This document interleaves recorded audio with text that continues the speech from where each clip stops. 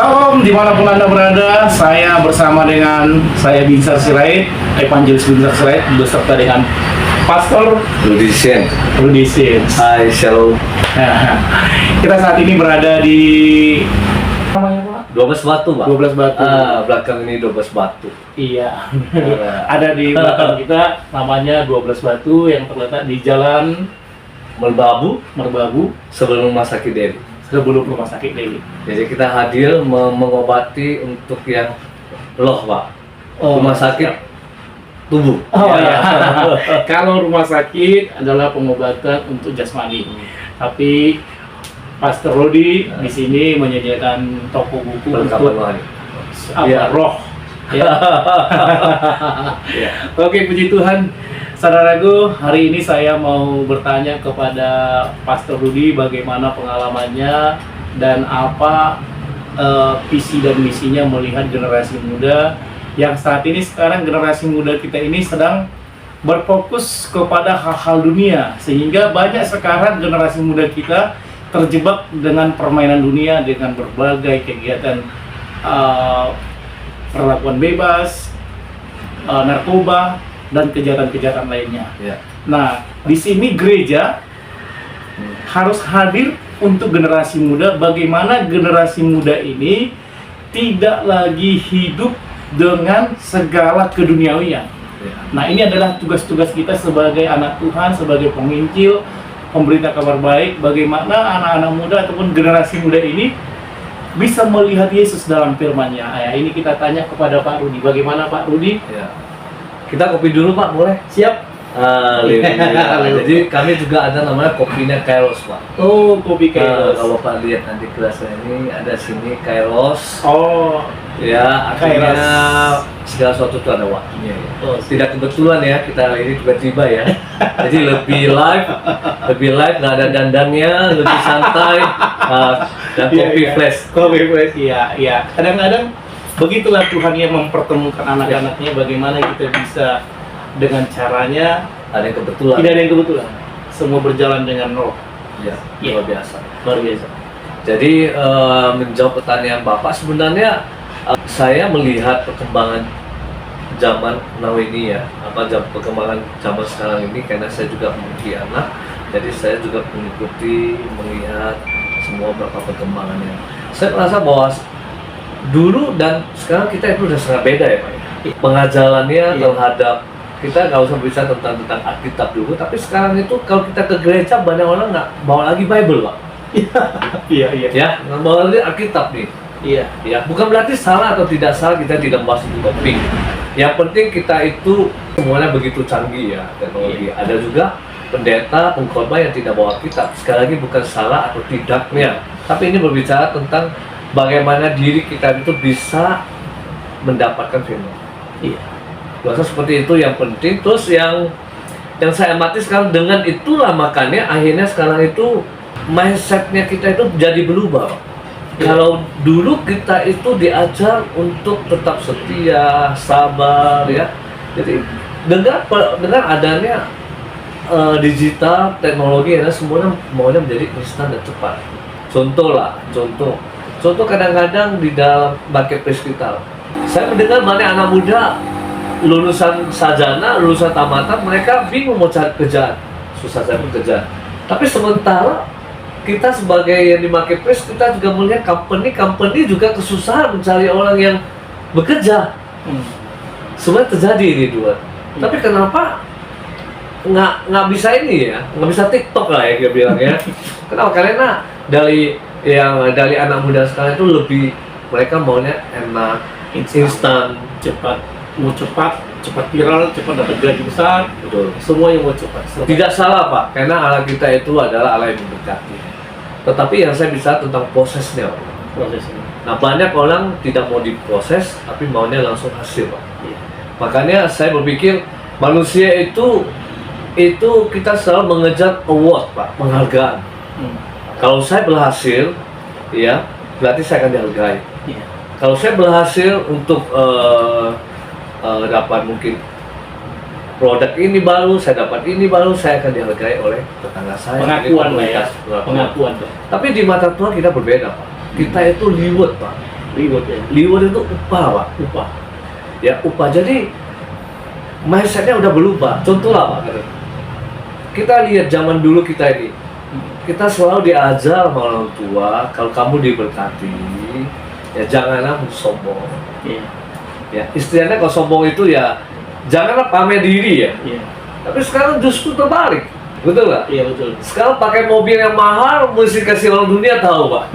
Betul nggak? Iya betul. Sebelum mahal, mesti kasih masuk medsos. Iya. Jadi kadang-kadang kita ini yang bahasa itu kita bingung, Pak. Kok nilainya udah berbeda? Nah, tanpa sadar anak muda kan melihat dan mereka mengadop itu nilai-nilai. Nah, ini sangat bertolak belakang dengan kita.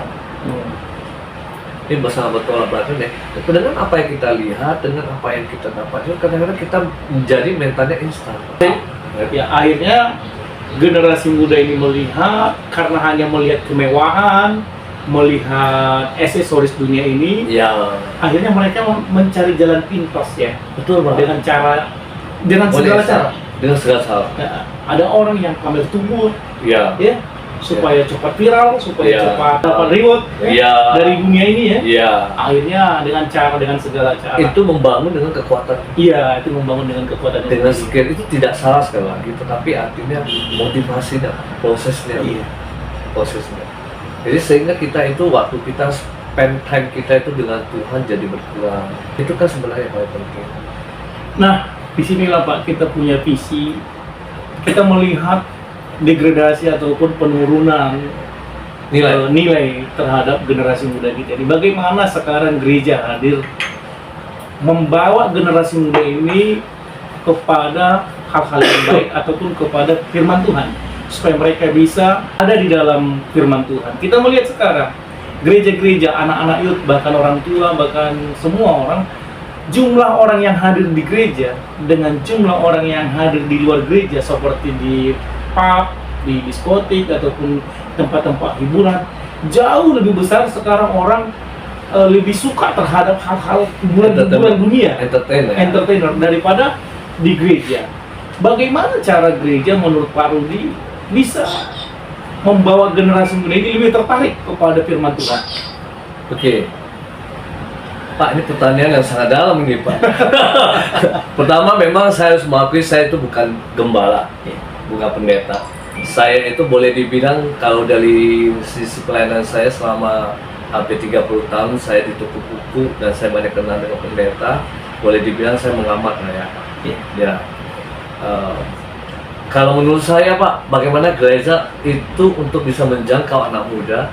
Bagi saya itu dari pengalaman Pak Reza, pemimpin-pemimpin yang di gereja beranilah untuk membuka diri, melegenerasi dan berubah. Apakah gereja itu harus menyamakan diri dengan dunia atau Tidak. gereja harus tetap dengan warnanya? Tetap dengan warna, tidak menjadi serupa dengan dunia, iya. Menjadi warnanya tetap, DNA-nya dipertahankan, Pak. DNA-nya, esensinya dipertahankan. Tetapi dengan perubahan yang begitu cepat, kita mengikuti dan supaya kita bisa memasuki ke mereka. Contoh, Pak, gereja yang kecil tidak perlu untuk memasang sound yang mahal, lampu-lampu yang seperti entertain. Ya. No need, tidak perlu. Tapi esensinya adalah kita boleh bergaya dengan bebas. Pakaian kita agak bebas, sopan. Tetapi esensinya tetap yang disampaikan firman Tuhan itu ada kepada topiknya adalah is talk about God. Bicara tentang Tuhan, Pak. Jadi, nah saya puji Tuhan, karena sekarang gereja-gereja juga sekarang udah mulai lebih santai ya. Casual, nah seperti harus dasi, ikat leher, tanpa sesi leher diikat gitu ya Pak ya. Ya itu memang baik, bagus, itu salah satu perubahan yang sedikit.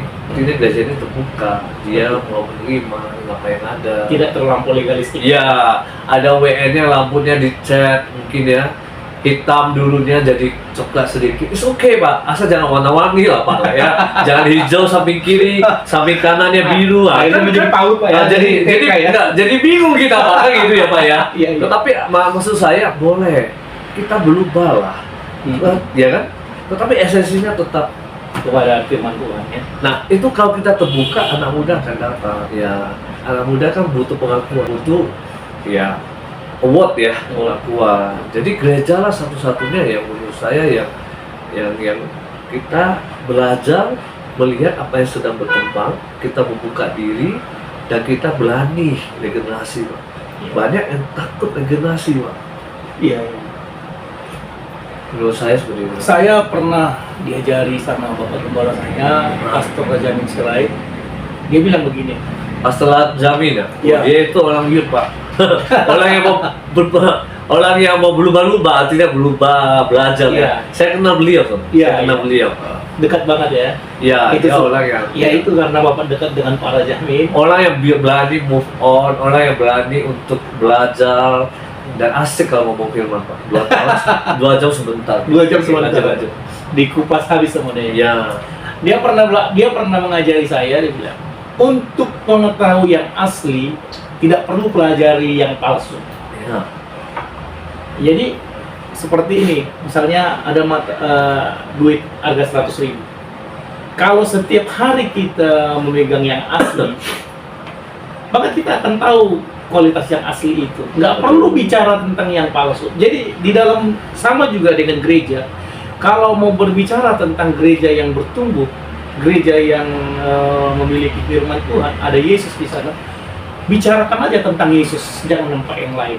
Sekarang banyak orang untuk membuat daya tarik anak-anak muda, generasi muda, bahkan menarik banyak orang, tidak lagi berbicara tentang Yesus, motivasi, berbicara tentang ya kemampuan, kalau saya mau tambahin lebih banyak belajar bicara tentang tentang program. programnya banyak, Iya. tapi itu event, Pak, program. Ya, Sehingga tidak ada lagi Yesus di sana yang esensinya, dibicarakan. esensinya. Ini yang membuat terjadi pergeseran, Ya, ya kan? Itu sebabnya beliau menyampaikan kepada kami semua jemaat, teruslah berbicara tentang Yesus. Karena ketika Yesus ditinggikan, maka Tuhan yang akan nanti menarik semua bangsa-bangsa Setuju, ini Pak. sujud kepada Dia. ya betul, Pak. Setuju saya. Iya. Karena di Yohanes itu berkata, Yesus itu kan pokok anggurnya, Iya.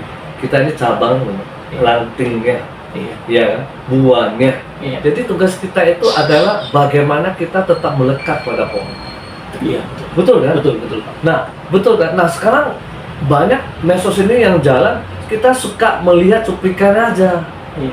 Pendetanya ganteng, bedaknya putih, terus ketawanya, aduh, Garing. iya, aduh, kayak artis di sana, terus kocak lagi, aduh, ketawa aja kalau lihat dia. Dia Iya. belum ngomong aja saya udah ketawa, Pak. Apalagi dia ngomong, aduh, tapi nanti udah selesai dan dia ngomong apa? Nggak ada ayatnya, cuplikan lucunya, Pak. itu bisa. Jadi saya kan berpikir kadang ya, tidak salah ya, setiap orang gayanya berbeda, tidak salah. Cuman kasihan, ya sebagian orang bisa dapat, sebagian banyak orang cuma dapat, ya gua udah capek nih kerja, aduh gua males nih diguruin lagi ya gitu ya. Iya. Jadi mereka itu fun aja. Saya tidak berkata salah atau boleh atau tidak, enggak, Pak, semua boleh. Tetapi ya kita harus esensinya itu ketika kita itu sudah maksudnya ya kita, wah ya bagus ya, kita harus tahu cari cara lagi untuk bagaimana kita melekat kepada Tuhan. Saya tadi pagi baca satu ayat bagus, Pak. Saya baca ini. Silakan, Pak. Ini bahasa Indonesia tapi saya pakai bahasa Inggris di translate dengan versi The Passion. The Passion adalah salah satu versi kesukaan saya. Dia berkata begini, Mazmur 37, dia bilang, day by day. Nah, di dalam Alkitab kita bukan tidak ini, tapi bahasa Indonesia kadang-kadang kan kita membuat menjadi lebih padat ya. Iya. Mazmur 37 itu dia berkata gini di 18, day by day, hari demi hari. Jadi setiap hari. Jadi setiap hari ini saya kata udah dalam, Pak, menurut saya. Ya, kita tidak tahu apa yang terjadi nanti malam, kita juga tidak tahu apa yang terjadi besok, Pak. Tapi day by day, hari demi hari, ya, Tuhan itu memperhatikan perbuatan baik kita, kesetiaan kita, ya, perbuatan baik orang-orang saleh. Nah, orang-orang saleh itu adalah orang-orang yang bukan berarti dia kudus, tak pernah berbuat dosa, tidak. Semua kita pernah berbuat dosa. Iya, betul. Itulah sebenarnya Yesus ada. Iya. Kalau semua orang nggak pernah berbuat dosa, nggak butuh Tuhan lagi ya. Gitu. Tuhan lagi. Orang saleh itu artinya orang yang dia berusaha mempertahankan esensi dia, DNA dia, iman dia pada Tuhan. Walau dia babak belur, Pak. Dia jatuh, dia kadang pada semangat, gitu. Tapi dia tetap mempertahankan. Dia Itulah MAS ya? yes, saleh dia. Nah, Tuhan memperhatikan orang itu. Dan bukan Tuhan memperhatikan day by day. Hari demi hari. Wow, saya baca itu saya terkagum sama Tuhan. Day by day Tuhan memperhatikan usaha kita, Pak.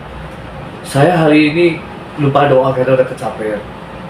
Tapi besok pagi saya coba berusaha menjadi cari Tuhan. Walaupun bukan dengan kekuatan kita, Iya. tapi Tuhan itu memperhatikan, itu reward, Pak.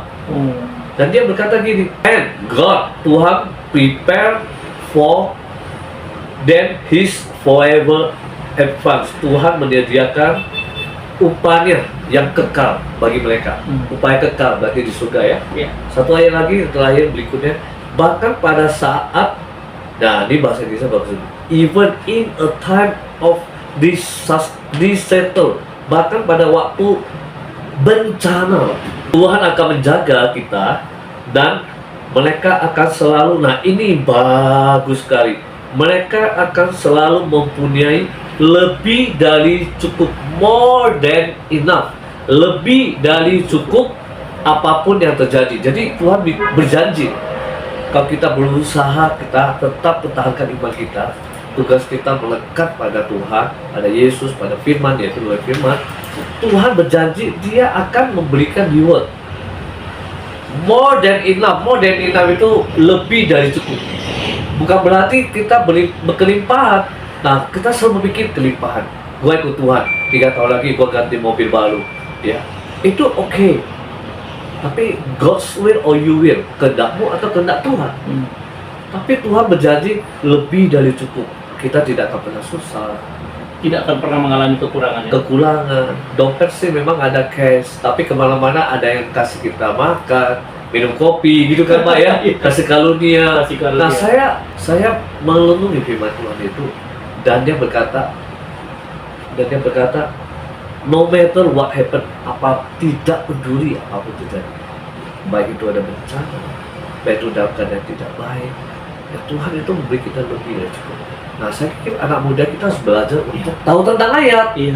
Melihat Yesus di dalam firman-Nya. Ayat. Jadi kalau kita tahu itu, tahu. Saya ya Pak, setiap minggu saya tuh tulis agenda, setiap minggu Senin itu saya cari ayat satu itu, itulah ayat itu buat saya 1 minggu. Untuk memberkati kita Pak ya. Iya. Ini kita terbalik Pak. Maaf nih ya. Sudah kita hidupnya pas-pasan. Terus males lagi cari Tuhan, Alkitabmu kagak ada gitu loh. Jadi apa sih yang kita mau tahu janji Tuhan gitu? Iya betul Pak. Ya akhirnya ya orang-orang yang seperti inilah akhirnya dia terbawa dengan arus dunia ya. Betul, sangat gampang Pak. Karena kan Hosea 4 ayat 6, umatku binasa karena tidak mengenal Allah. Ya. Betul. Dalam pengenalan Allah itulah, di sanalah kita bisa melihat karya Yesus yang sudah selesai, penyediaan yang sudah tersedia, bahwa Yesus ada di depan dalam setiap persoalan kita. Betul. Ya. Day by day. Day by day. Hari demi hari. Ya kalau kita sudah memiliki pengenalan yang benar tentang Kristus, tidak ada lagi rasa takut, Betul. tidak ada lagi rasa khawatir. Betul. Yang membuat manusia ini galau, sakit, tertimpa dengan segala bencana, rasa ketakutan dan rasa khawatir Betul. yang berlebihan dalam hidupnya. Betul.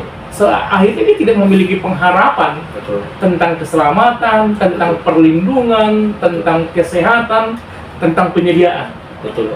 Akhirnya dia jatuh dalam kekhawatiran, dan disinilah kesempatan iblis mendakwa dia Betul. dengan segala ketakutannya.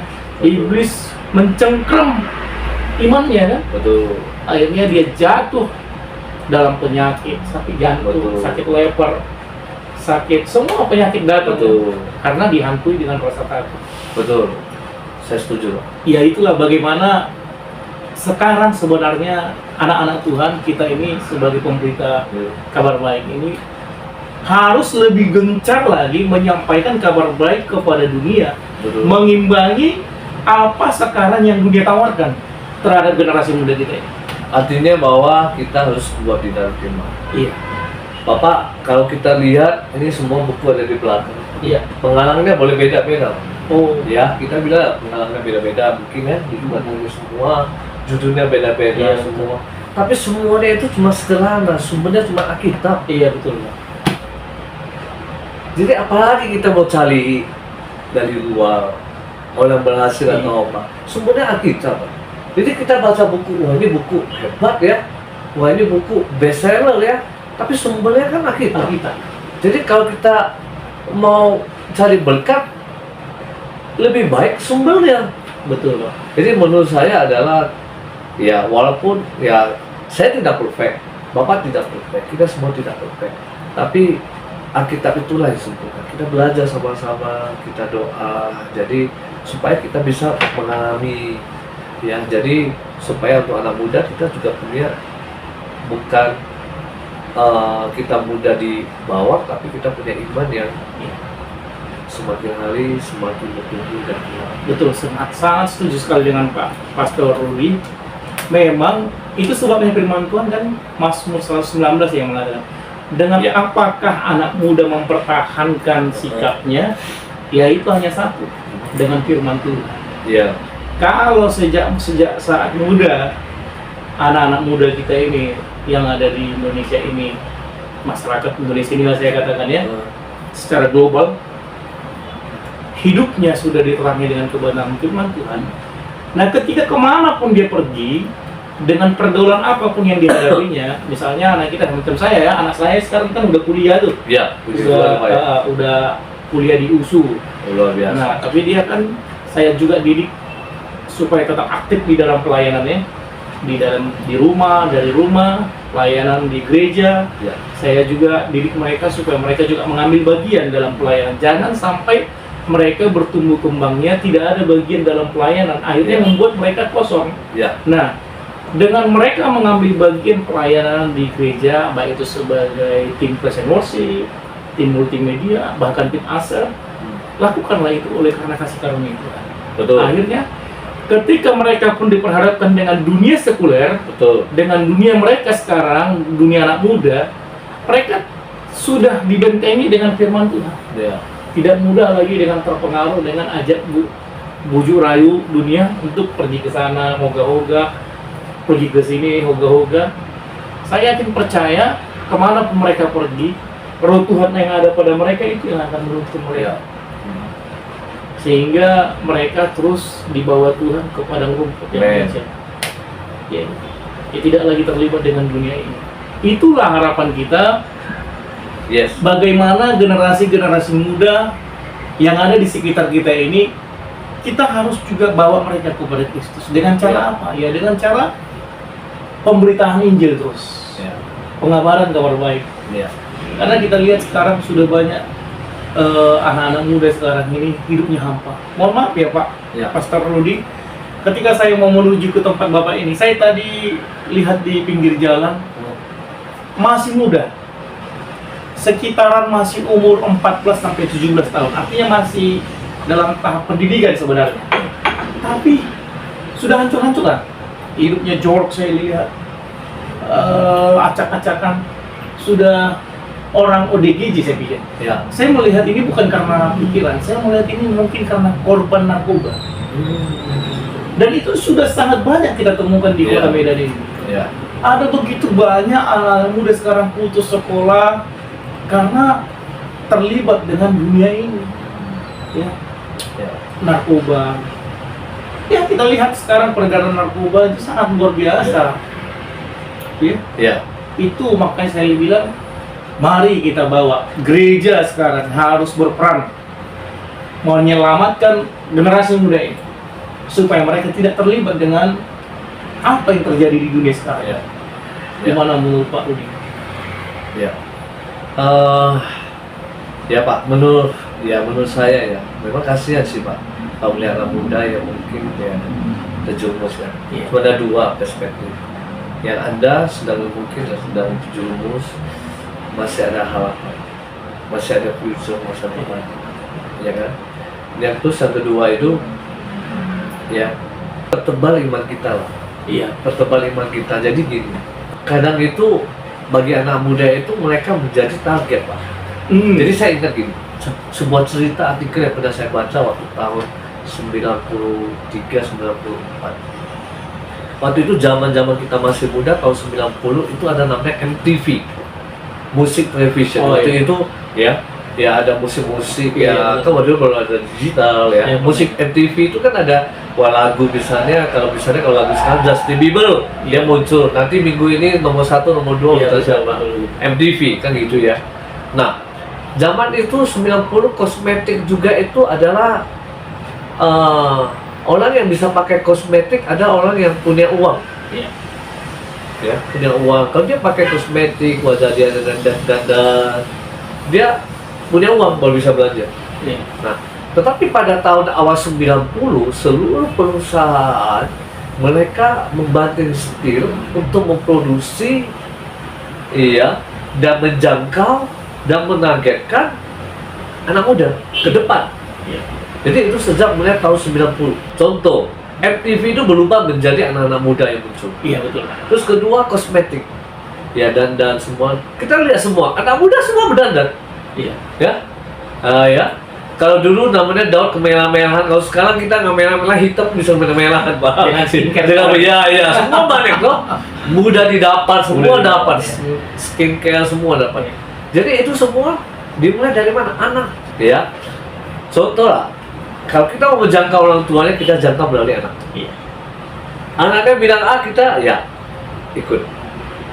Jadi anak muda itu target, baik di dalam dunia bisnis maupun di dunia saya berkata dunia gelap lah Pak sekuler.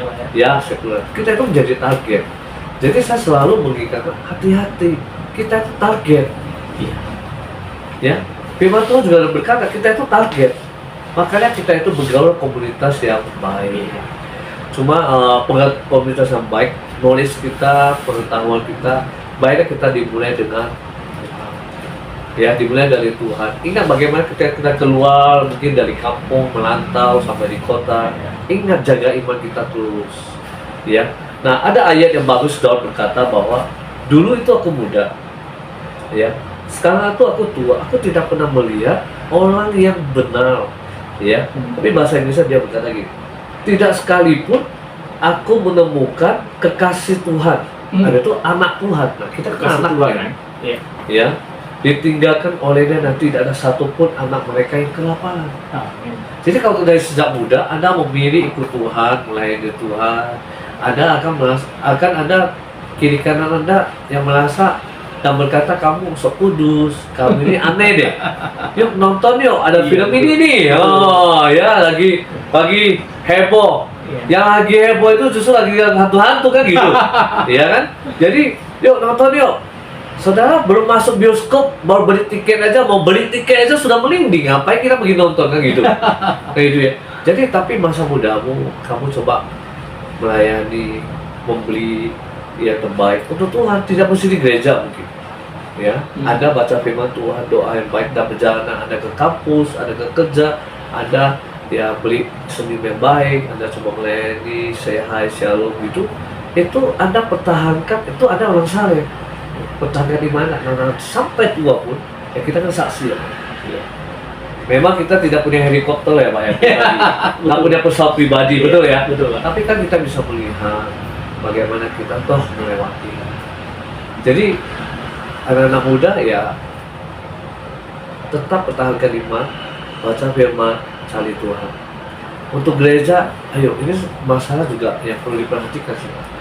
Jangan membuat mereka yang narkoba, jangan.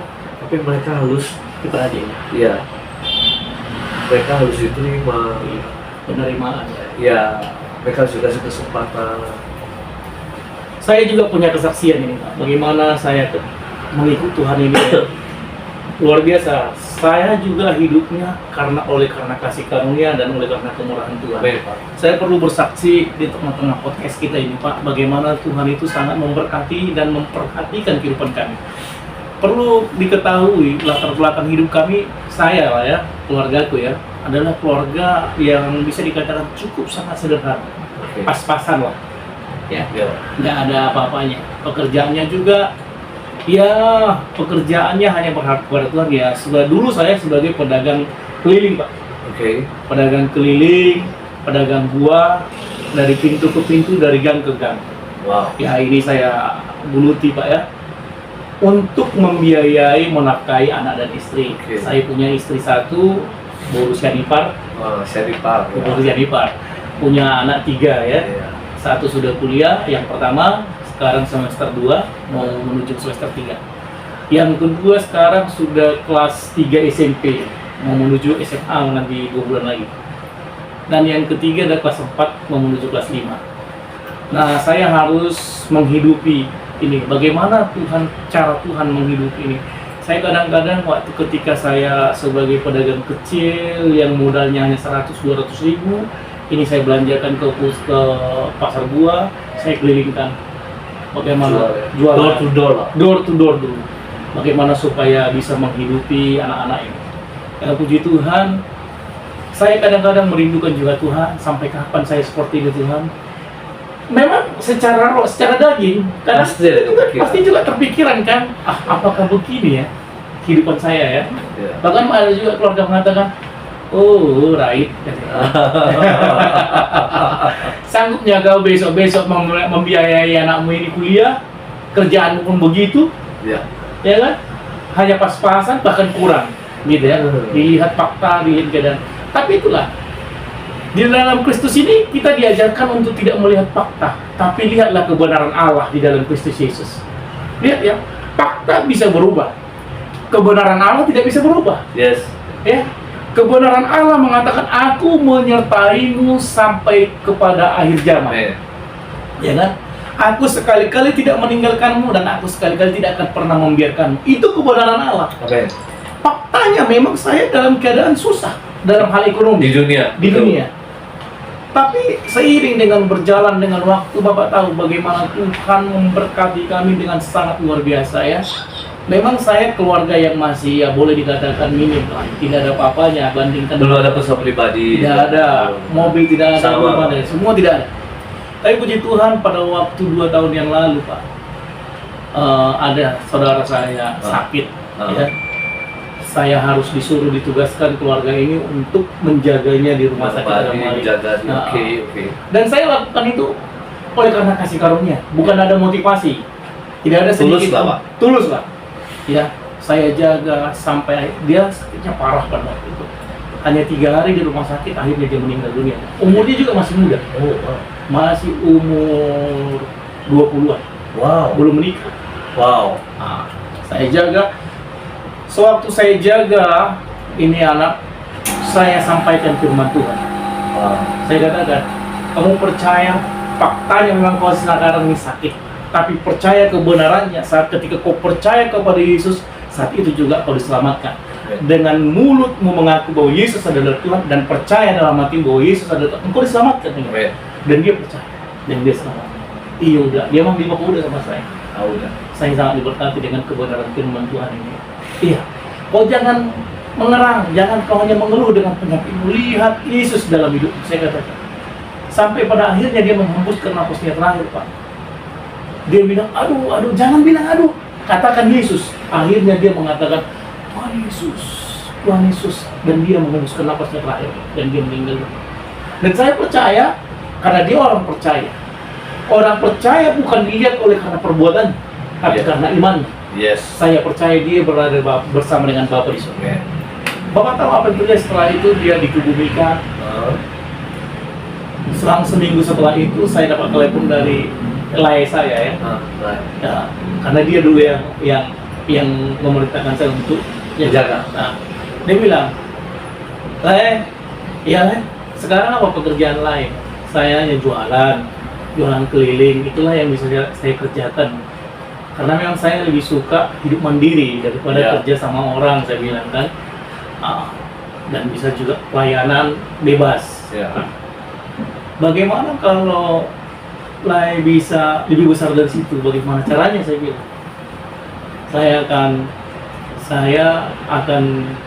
saya punya ladang di 3 Rembu. Bagaimana kalau yang menjualkannya? Ya bagaimana saya mau jualkannya? Saya dari Medan ke Tiga Gunung sangat Iya. jauh. Bilang. Ya. Ya kita belilah mobilmu. Karena tahu, dalam hati saya terkejut. Ini serius nggak? Iya, Gitu serius nggak ya? Betul Ini- kan? Iya benar tinggal. Sekarang kamu pergi ke showroom tanya berapa mobilnya, berapa harganya, saya akan beli. Saya kasih modal buat kamu bisa berkumpul. Bapak tahu apa yang terjadi? Saya dibelikan mobil. Itu yang parkir di depan itu Pak, Wow, gratis loh Pak. wow, Karena kasih karunia. wow, luar biasa. Luar biasa. Bagaimana Tuhan mendandani kita? Melayani dengan tulus. Melayani Yes. dengan tulus. Yes, melayani dengan Tuhan tulus. kasih mobil sama saya. Hah? Dalam hati, terpikir nggak? Saya nggak pernah terpikir ini loh Pak. Tuhan senang dengan caramu menjalani hidupmu. Maka dialah yang menetapkan setiap langkahmu. Iya. Dia senang, Pak. Iya. Begitulah Tuhan memberkati kita, Pak. Iya kan? Akhirnya saya seperti mimpi. Sampai gini loh, Pak. Bener nggak ini? Tetangga kiri kanan kau belakang juga bingung. Bagaimana mungkin seorang pedagang keliling yang modalnya hanya sedikit, hanya dibawa pakai sepeda motor, itu sepeda motornya busuk-busuk ya, Pak. Bisa tiba-tiba punya mobil. Dari mana? Itu reward, Pak. Ya, Itu reward, Pak. Iya. Ini adalah kasih karunia, anugerah Tuhan ini buat kita ya. Anugerah Tuhan yang diberikan kepada kita. Haleluya Tuhan Yesus. Jadi Bapak melayani seorang yang sudah tidak ada harapan di rumah sakit 3 hari. Tuhan kasih upah reward Ya. sebuah mobil. Semua mobil. Wow. Luar biasa. Ya. Haleluya saya bilang. Semua inilah yang membuat saya Podcast, buat podcast.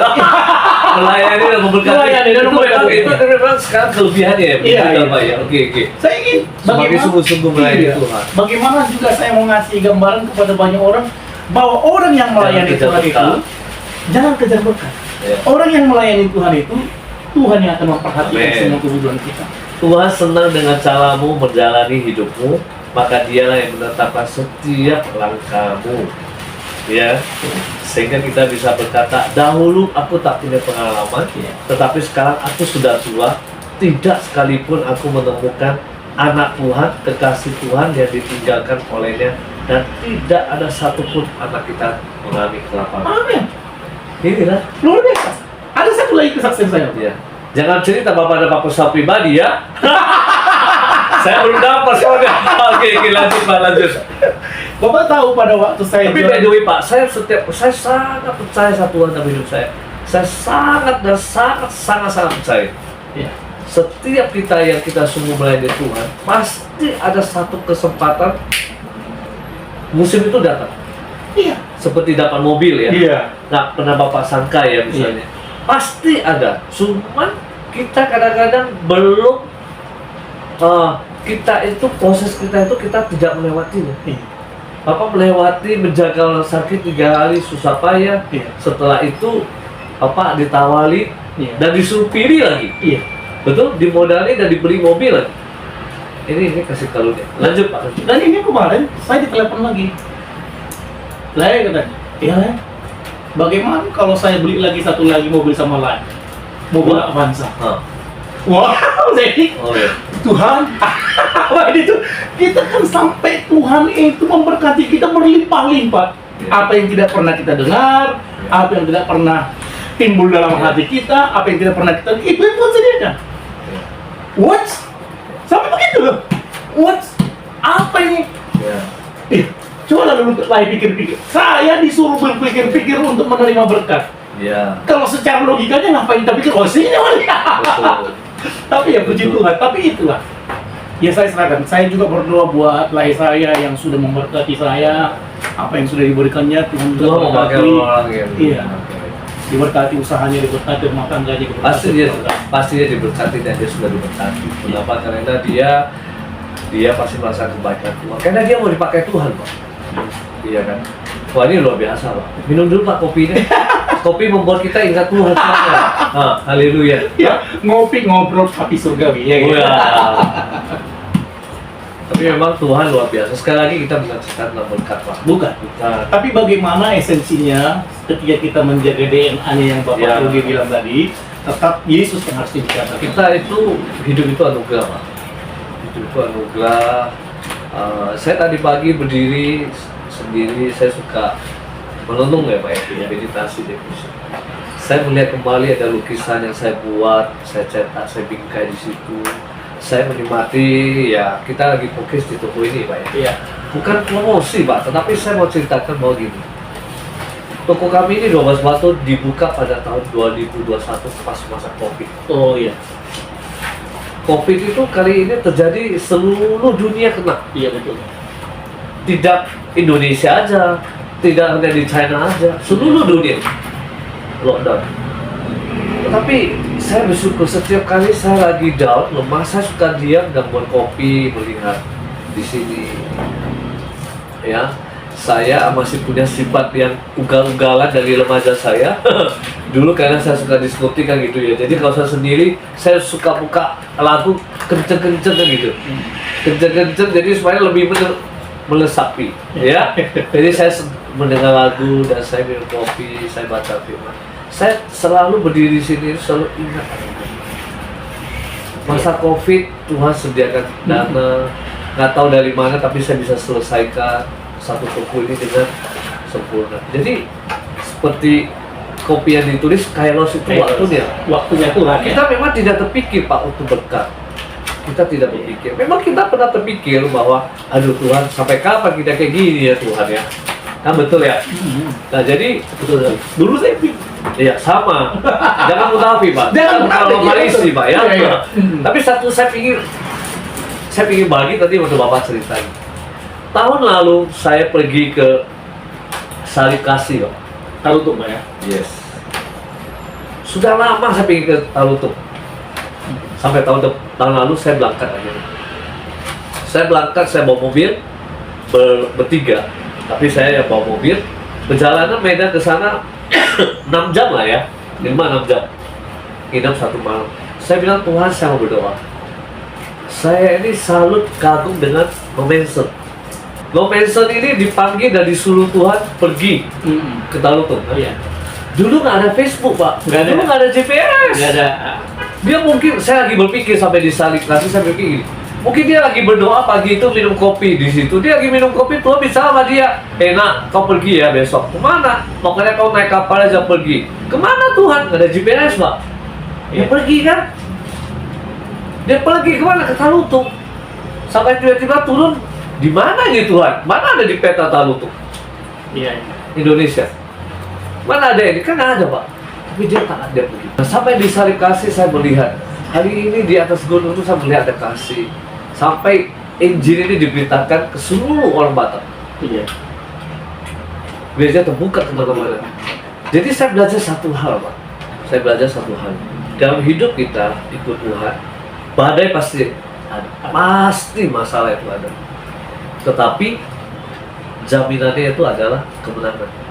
Iya betul. Badai itu pasti ada. Pasti ada. Tapi kemenangan itu adalah jaminan, janji dari Tuhan. Artinya gini Pak, Tuhan tidak pernah berjanji bahwa langit itu selalu biru ya. Betul. Tapi janjinya Tuhan terus menyertai kita. Betul. Jadi ada satu ayat itu yang saya sangat suka belakangan ini, dia berkata gini. Keep trusting in the Lord and do what is like in His sight. Tetaplah percaya dan lakukan apa yang benar, walaupun itu bodoh di mata dunia. Nah ini bagus dia bahasanya. Fix your heart, ya. Fix your heart on the promise of God. Artinya dia pusatkan hatimu, setel hatimu itu fix. Pastikan hatimu itu kepada janji Tuhan dan hidup. Jadi janji Tuhan itu kita itu hari demi hari akan dicukupkan Tuhan more than enough. Bukan berarti kita sekali lagi punya pesawat pribadi, bukan. Tapi hidup kita itu artinya hidup kita itu akan dijaga Tuhan. Amin. Jadi seperti kesaksian Bapak. Jadi waktu lagi down, kita ingat janji Tuhan. Nah gimana kalau janji Tuhan kalau Bapak sakit? Iya betul. Gimana kalau janji Tuhan kalau kita nggak pernah ke gereja? Iya. Gimana kalau kita tahu ada janji Tuhan dalam hidup kita kalau kita tidak pernah baca dan tahu tentang Tuhan? Nah itu sebenarnya. Saya bingung dengan anak-anak muda, saya diberkati. aku diberkati. Tiap pagi bilang aku diberkati. Itu enggak berdasarkan iman. Iya, Betul ya? betul sekali Pak. Ya begitu juga kemarin satu lagi kesaksian saya Pak. Waktu saya di dalam keadaan masih ya tidak terlampau diberkati lah ya, masih jalan keliling ya. Maksudnya Masih pada dulu lah, Iya. kita ngomong pada zaman dulu Iya. lah. Pada waktu dulu Kan itu. pihak keluarga juga bilang kan, bagaimana mungkin kau menyekolahkan anakmu di kuliah? Wah itu. Kalau kau juga kerja seperti itu, Nah, maka itu itu. pas-pasan gitu. Tapi puji Tuhannya, anak saya yang ini kemarin dia waktu masih SMA ada bimbingan-bimbingan les gitu Pak ya, minta dia supaya bisa lulus di universitas negeri harus bimbingan ya khusus ya, Nah, kan biayanya mahal Pak. itu bimbingan mana deh Pak? Bimbingan itu kan Puluhan sampai juta itu. puluhan juta kan Pak. Saya Iya. mana ada duit. Iya. Ya faktanya memang saya masih keadaan ekonomi saya masih pas-pasan, belum ada duit ya. Bagaimana saya mungkin bisa gaskan? Saya bilang ini sama anak saya, ya sudah lah nak.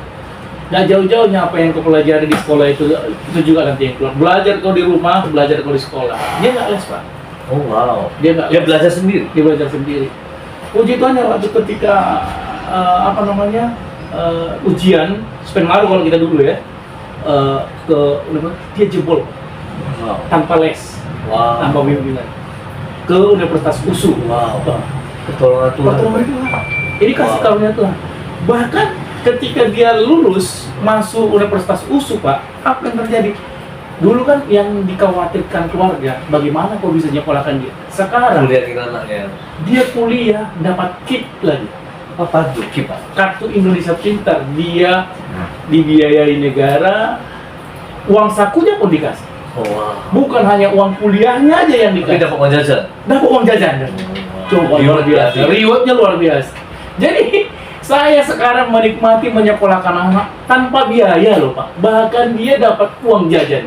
Jadi apa yang dikhawatirkan oleh banyak orang terhadap keadaan kita, terhadap posisi kita, itu semuanya berbeda ketika kita benar-benar ikut Tuhan.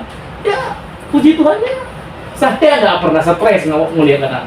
Kalau banyak orang cerita, aduh kalau saya nyekolahkan anak, wah hanya kosnya aja udah puluhan juta, belum lagi uang sekolah, belum lagi jajannya, belum lagi ini. Saya nggak mengalami itu Pak. Banyak reward yang saya terima Luar dari biasa ya. Ya. Jadi enjoy, rest. Saya memang menikmati karya Tuhan itu yang sudah sangat Les in peace ya Pak ya? Les. Bukan di itu maksudnya. Les in Rest peace in itu. Christ. Jadi les in Christ lah ya. Rest in Christ. Sebenarnya itu pun nggak salah, cuma kata-kata itu sering dipakai di kumpulan gitu ya. Karena les in peace itu kan betul juga. Berserang Kita dengan damai. Bagaimana menemukan damai di tengah Iya. hidup ya. Tapi kita kan rest in Christ, beristirahat di dalam Kristus. Ketika kita tidak mengandalkan kekuatan kita, ketika kita tidak mengandalkan siapa kita, pengaruh kita, Tuhan yang bertanggung. Tapi kalau ketika kita berupaya dengan cara kita, dengan siapa kita, ya Tuhan apa yang mau ditanggung? Ya. Tuhan angkat tangan. Ya. Tapi saya belajar dari apa yang diajarkan oleh Bapak Gembala saya, Pastor Rajamin Sirait. Saya beristirahat di dalam Kristus. Biarkan Tuhan yang berperkara dalam setiap permasalahan. Apa yang terjadi? Saya menikmatinya, Pak. Luar biasa. Saya menikmatinya. Luar biasa ya. Iya. Jadi sekarang Bapak bisa jadi lebih fokus untuk menyampaikan Injil, Iya. melayani Tuhan. Ini luar biasa. Bukan Bapak yang pakai saya yang justru diberkati pula. Oh iya. Iya. Ya itulah berkat Tuhan. Thank ya. you, thank you. Pak. Jadi, Boleh hati Pak. oh lihat ya. Tuhan luar biasa. Jadi, saudara pemirsa, itulah tadi perbincangan kami dengan Pastor Rudy Sip. Sip, ya, owner dari Pengelola Ya, distribusi. pengelola dari Toko buku. toko buku 12 Batu, ya. Ya, kami percaya apa yang kami perbincangkan ini bermanfaat bagi kita semuanya, terkhusus bagi generasi muda, anak-anak muda dimanapun Anda berada, layanilah Tuhan. Percaya, ketika Anda melayani Tuhan, Tuhan ada di depan memberkati Anda. Apa yang menjadi kemauanmu, apa yang menjadi kebutuhanmu, apa yang Yes. menjadi pergumulanmu, Tuhan sediakan. Tetap percaya, sampai jumpa. Yes. Tuhan Yesus memberkati. God bless. God bless. Terima kasih Pak. Thank you Pak. Thank you.